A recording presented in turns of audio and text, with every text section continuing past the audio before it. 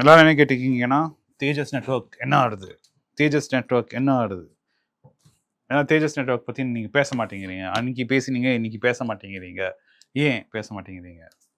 ஏன்னா ஏன் பயமாக இருக்குன்னா தேஜஸ் நெட்வொர்க் பேசுறதுன்னா, ஏன்னா நீங்கள் ஒரு இது நினச்சிருக்கீங்க, எங்கள் அண்ணா பேசினா, வினோத் ஏதாவது பேசினா அதில் ஏதாவது இருக்கும் அப்படின்னு.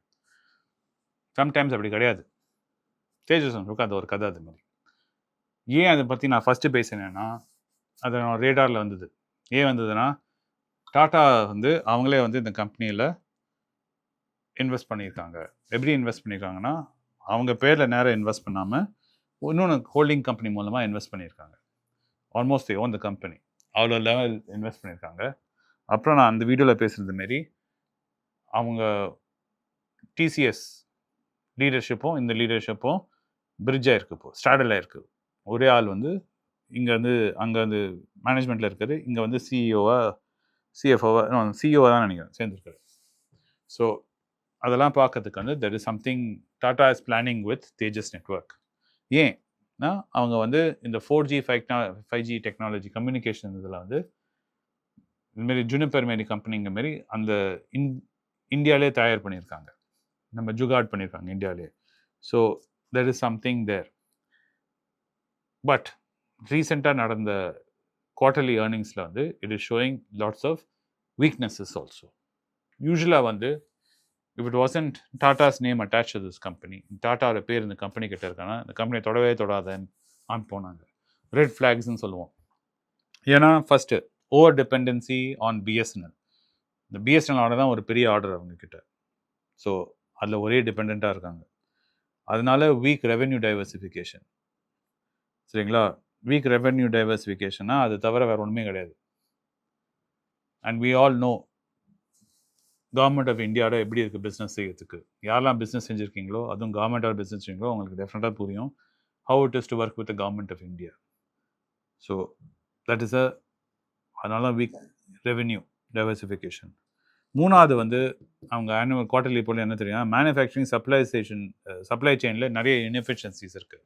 சின்ன கம்பெனி ஆனால் நிறைய தவறு செய்கிறாங்க, ஓவர் ஸ்டாக் பண்ணிட்டு இருக்காங்க. ஓவர் ஸ்டாக் பண்ணியிருக்காங்கன்னா அந்த என்ன அவங்க ப்ராடக்ட் தயார் பண்ணி வச்சுருக்காங்களோ கோடவுனில், அது வந்து மார்க்கெட்டில் வந்து தேர் not able to forecast how much supply they need to create. So demand அவங்களால ஜட்ஜ் பண்ண முடியல. ஸோ ஒரு ப்ராடக்ட் ஜாஸ்தி க்ரியேட் பண்ணி வச்சுருக்காங்க, அது வந்து ஒப்சலீட் ஆகிடுது. ஏன்னா டெக்னாலஜி மாறி இருக்குது. எஸ்பெஷலி கம்யூனிகேஷன் உங்களுக்கு தெரியும், ஐஃபோன் எப்படி மாறின்னு இருக்குது. புது ஐஃபோன் வந்ததுன்னா பழைய ஐஃபோன் அந்த ஒரு மாடல் பின்னாடி டப்புன்னு வேலையை இறங்கிட்டே போகும். எல்லாருக்கும் தெரியும் ஐஃபோன் 13 டு ஐஃபோன் 17 ஒரு வித்தியாசமும் கிடையாது. அதே கேமரா தான், அதே பட்டன் தான், இதுலேயே இருக்கு அதுலேயே இருக்குது. ஆனால் சும்மா அந்த நம்பர் சூனியம் போட்டதுனால விலை ஒரேடியாக அங்கே இருக்குது, இது இங்கே இருக்குது. Same problem for Tejas network communication. Even if there existing product கோடவுனில் இருக்க product get the job done, just the fact technology is evolved, moved, that is the problem. So obsolescence is a problem. அது வந்து மேனுஃபேக்சரிங்கில் supply செயினில் they need to get better in efficiency. So though profitabilityல risk இருக்கிறதுனாலும் they are still very good in technology. They're a technology company, they're technocrats. They're people inside Tejas Network who are very smart, who are able to think. Of course யாருக்கு Tejas Network அமைச்சரோ அவர் வெளில போயிட்டார், விட்டு போயிட்டாரு. But the company is still a very good company. There's a lot of technology and patents it's holding. But another warning sign in the quarterly report in they're burning cash. Balance sheet pressure irukku. That means they're not able to meet their requirements. So they're dipping into reserves. Same thing is true for us. இப்போ நம்மளோட bills எல்லாம் நம்ம பே பண்ண முடியல, EMI எல்லாம் பே முடியல, so கொஞ்சோண்டு நம்ம கோல்டை விற்று நம்ம செட்டில் பண்ணிக்கலாம்னு தோணினா அவங்களுக்கு உடனே வார்னிங் சைன் பண்ணுவோம். அதேமாதிரி தான் கம்பெனிக்கும் burning cash, there some problem there அப்படின்னு ஒரு தோணை அமைக்குது. ஆறாவது competition from China, competition from European companies like Ericsson, Nokia. All of them are in same kind of 4G 5G space providing technology. Some of them are very old. அவங்களும் வந்து pressure ஏற்றுறாங்க தேஜஸ் மேலே. டொமெஸ்டிக்லி இல்லாட்டாலும் internationally to go. So இதனால் visible caps இருக்குது இப்போ எக்ஸிக்யூஷன்லேயும். சொல்கிறாங்க order books வந்து 1204 crore ஆர்டர் புக்கில் வச்சுருக்கோம், ஆனால் அது கிளியராக டைம்லைன் இல்லை.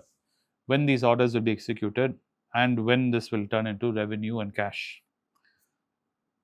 So this turnaround is in question. BSNL rollout is in question. Stabilizing manufacturing, international orders அவ்வளோவா ஒன்றும் கிடையாது. ஸோ மார்ஜின் ஆஃப் சேஃப்டின்னு பார்க்கும்போது earnings are not very visible. Week cash flow, சரிங்களா. காஸ்ட் ஸ்ட்ரக்சர்னு பார்க்கும்போது அவ்வளோ கிளாரிட்டி இல்லை. ஸோ நல்லா நெகட்டிவும் சொல்லிட்டேன். வினோத், இவ்வளோலாம் நீ நெகட்டிவாக சொல்லும்போது அப்படின்னா நாங்கள் தேஜஸ் நெட்வொர்க்கை விட்டு ஓடணுமா? That I leave to you. நான் ஓடுறேன்னா இல்லை, ஆனால் தேஜஸ் நெட்வொர்க் இன்னும் வாங்க போகிறேன்னா இல்லை. ஏன் அதையும் சொல்லிடுறேன். என் மண்டை எங்கே இருக்குது தேஜஸ் நெட்வொர்க் பற்றி கன்சிடர் பண்ணுமா வேண்டாமா, உங்களோட சாய்ஸ், சரிங்களா. என் மண்டை எங்கே இருக்குன்னா, டாட்டாஸ் வந்து பேக்கிங் இருக்குது behind Tejas. Like I set, Tatas இருக்க வரைக்கும் நானும் இந்த மேலே ஒரு கண்ணு வச்சுப்பேன். credibility, Tata's gives them credibility. Remember, Tata Communications, Tata Teleservices, இப்போ நல்லா இருக்கு கம்பெனி. ஒரு ஆண்டு காலத்தில் அதுவும் ரொம்ப நாள் ஆச்சு, இப்படி அப்படி போய் மெதுவாக அவங்க முன்னாடி கொண்டு வந்தாங்க. So Tejas network will take time, short term to medium term நிறைய வழி இருக்க போகிறது தேஜஸ் நெட்வொர்க்கு, no doubt. But there an important piece to Tata's vision. And right now Tata and சன்ஸில் நடக்குது உங்களுக்கும் தெரியும். அதெல்லாம் நடந்து எல்லாம் ஸ்டெபிலைஸ் ஆகிட்டு அந்த டஸ்ட்டெல்லாம் செட்டில் ஆகிட்டு தான் இங்கே இதில் start paying attention to all this. So it's gonna take time. அது வரைக்கும் தேஜஸ் இதுமாரி தான் எங்கேயும் போகாமல் எங்கேயாவது தூங்கின்னு இருக்கும். So maybe few more quarters, maybe a full year, maybe even more then that கூட இருக்கலாம். Like I said, Tata tele services, communications ஞாபகம் வச்சுருந்தேன். So Tatas are behind it. So I also want to stick and see என்ன ஆகுதுன்னு. தேஜஸ் and financials வந்து ஃப்ராஜைலாக தான் இருக்குது. So இது ரெண்டுத்தையும் எடுத்து பார்க்கும்போது நான் வந்து இப்போ தேஜஸ் நெட்வொர்க் கன்சிடர் பண்ண வைப்பேன்னா ஆஸ் அ ஹலோ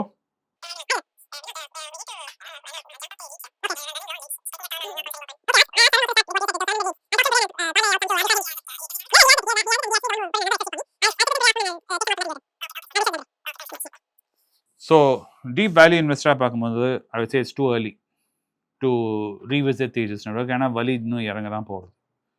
ஏன்னா அவங்க ப்ரைஸ் டு ஏர்னிங்ஸ் நீங்கள் பார்த்தீங்கன்னா ஹிஸ்டாரிக்கலி இங்கே இருக்கணுமோ அங்கே இல்லை.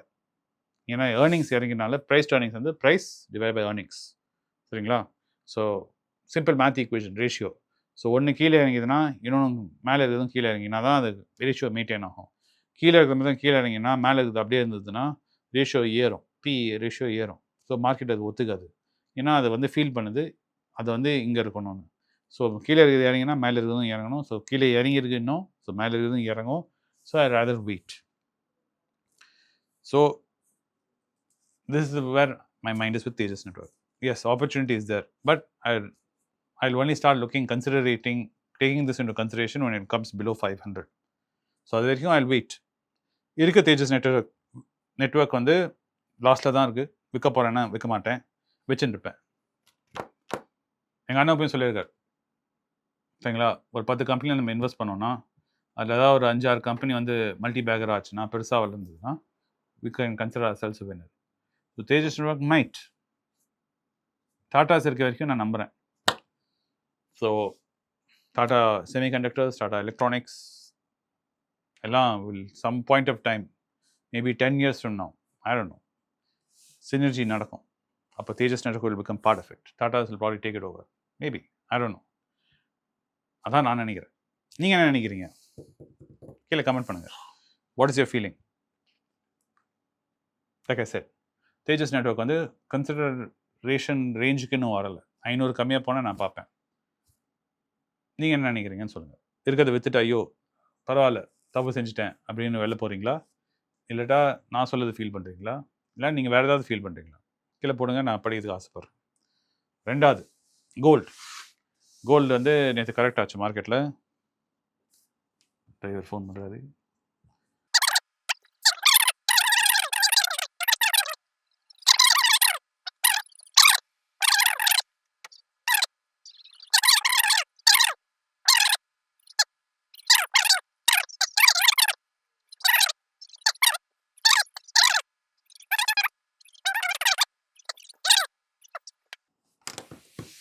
கோல்டு, நிறைய பேர் கோல்டு பார்த்தீங்க ஒரே டே ஏறித்து கொஞ்சம் இப்போ இறங்கியிருக்கு. நிறைய பேர் எனக்கு எங்கன்னா நான் ஹாக்கி எடுத்து ஓடட்டா, ப்ளீஸ் ஓடாதீங்க. நான் மேலே ஏறும்போதே தேவை இருந்தால் வாங்கிக்கோங்கன்னு நான் என்ன சொன்னேன். ஏறும்போதே 4000 கம்மியாக இருக்கும்போது சொன்னேன், உங்களுக்கு அடுத்த வருஷம் இன்னும் ஒரு வருஷத்தில் உங்களுக்கு கல்யாணம் ஆகுது, இல்லை நீங்கள் அருண் மாரி ப்ரப்போஸ் பண்ண போகிறீங்கன்னா, தங்கம் வேணும்னா ஒரு ரிங் வேணும்னா வாங்கிடுங்க, அதை தவிர்த்து வாங்காதீங்க. கோல்டு வந்து இன்வெஸ்ட்மெண்ட் இல்லைன்னு நிறையா சொன்னேன். இப்படி திடீர்னு ஒரு பலூன் இப்படி ஏறினா திடீர்னு இறங்கிறதுக்கு வாய்ப்பு ஜாஸ்தியாக இருக்குது. ஸோ இறங்குது. ஏன்னா ட்ரம்ப் எலெக்ஷன் ஜெயிக்கும் போதுலேருந்து 2000 பக்கத்தில் இருந்த கோல்டு ஒரே டபுள் மாரி ஆயிடுச்சு. ஸோ டெஃபினட்டாக இறங்கும். இவ்வளோ தூரம் இறங்கிட்டு கொஞ்சம் திருப்பி மேலே ஆகும், இங்கே ஸ்டெபிலைஸ் ஆகி கொஞ்ச நாள் நிற்கணும்னு சொல்லவும் முடியாது. உங்களுக்கு வந்து கோல்டு தேவை, எங்கள் அண்ணன் சொன்ன மாரி உங்களுக்கு இன்னும் அந்த 200 கிராம் 400 கிராம் வராட்டா கொஞ்சம் கொஞ்சமாக வாங்கிட்டு போங்க. அப்பப்போ ஆசைப்படி வாங்கிட்டு போங்க. அது இன்னும் உண்மை, அது பண்ணுங்க. 2வது, உங்களுக்கு வந்து ஒரு வருஷத்தில் கோல்டு தேவை, ஒரு கல்யாணத்துக்கு ஏதாவது ஒரு இது நெசசிட்டி இருந்தால் வாங்கிக்கோங்க. அது தவிர்த்து ஹாக்கி எடுத்துன்னு ஓடுறதுக்கெலாம் ஒன்றும் கிடையாது கோல்டு, சரிங்களா? So keep that in mind and don't panic. நீங்கள் தேவையில்லாமல் லெவரேஜ் எடுத்துட்டீங்கன்னா ஒருத்தராக ஃபோன் பண்ணுறாங்க, சொல்லுங்கள். எஸ் வா, நீங்கள் வள்ளுவர் நிறைய எடிட் பண்ணியிருப்பார், ஏன்னா நிறைய பேர் ஃபோன் பண்ணியிருந்தே இருந்திருக்காங்க. ஸோ எனிவே இதான் சொல்லணும்னு நினச்சேன். என்ன நினைக்கிறீங்க தேஜஸ் நெட்வொர்க் கோல்டு பற்றி? கோல்டு நீங்கள் எதாவது தேவையில்லாமல் லெவரேஜ் எதாவது எடுத்தீங்கன்னா ப்ளீஸ் எக்ஸிட் பண்ணிடுங்க லெவரேஜை. எங்கள் அண்ணா சொன்னது மாரி தேவையில்லாத லெவரேஜ் வச்சுக்காதீங்க. அட்லீஸ்ட் லெவரேஜை மூடத்துக்காவது கோல்டை விற்றுட்டு அந்த லெவரேஜ் பக்கமாக மூடிட்டு பாக்கி கோல்டு வேணால் வச்சுக்கோங்க. But to not please Gamble இந்த சில்வரில் இருந்தீங்கன்னா இன்னும் மோசமாக இருக்கும். அதனால சில்வரை தொடாதே நீங்கள். ஏன்னா கோல்டுக்கு அட்லீஸ்ட் நீங்கள் பேங்க்லேயாவது போய் அந்த கோல்டு வைக்கலாம், அதாவது பணமான தரும். சில்வர் யாரும் தொடக்கூட மாட்டாங்க. ஸோ சில்வரில் ஹோப்ஃபுல்லி நீங்கள் வந்து தேவையில்லாமல் லெவரேஜ் இல்லாமல் இருக்கீங்கன்னு ஒரு நம்பிக்கையில் இருக்கேன். கீழே சொல்லுங்கள் என்னெல்லாம் நீங்கள் பண்ணிட்டு இருக்கீங்கன்னு. நான் படிக்கிறதுக்கு ஆசைப்பட்றேன். கூடிய சீக்கிரம் லைவில் வரேன். லைவில் வந்தால் திருப்பி I will answer calls and will have conversation. By.